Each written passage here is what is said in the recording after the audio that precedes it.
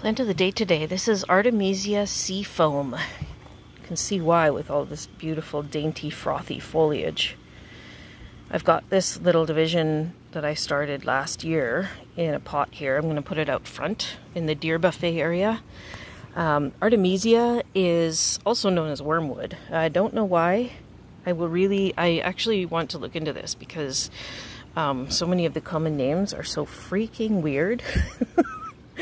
But anyway, so wormwood actually has a lot of health benefits to it. Not that I'm not a herbologist or anything like that, but it's quite, like absinthe is made with the type of wormwood.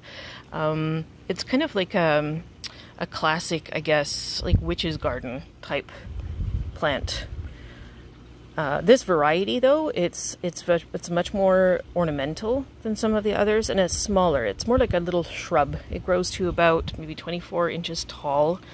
It's deer-proof in my garden. I'm not going to ever say that it's deer-proof entirely because deer are assholes.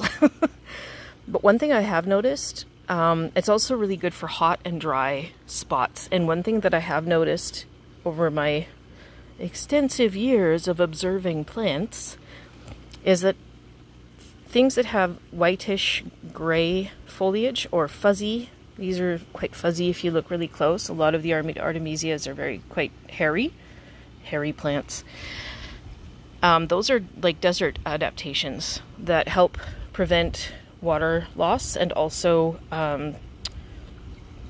help to reflect the light of the sun so that the foliage doesn't scorch as badly. So if you're looking for things for hot, dry places in your garden, then it's a good idea to look for things that have grayish or hairy foliage. Oftentimes that means they'll be adapted well to that kind of condition. These guys need really good drainage. That's one of the only things that I will recommend that you really pay attention to. If they are in like a heavier soil, they will croak. They'll just turn like brown, and it's so gross.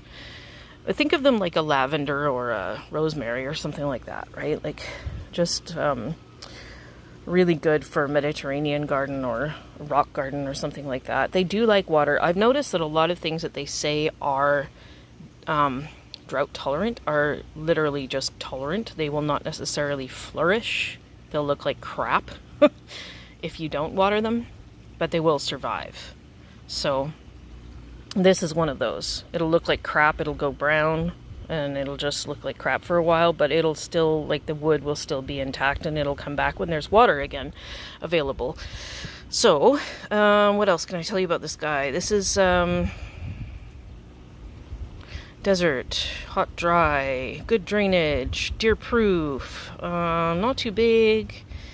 What would I plant it with? Oh, I've actually got something that's kind of got this grayish colored foliage in another garden. It's not an Artemisia.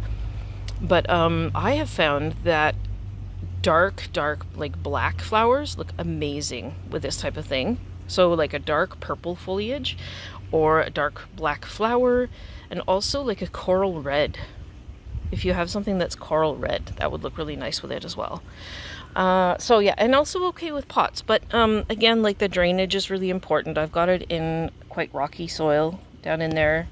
It's not rich soil, it's thin soil, and that helps too. I don't think they're very good with like getting a ton of nutrition.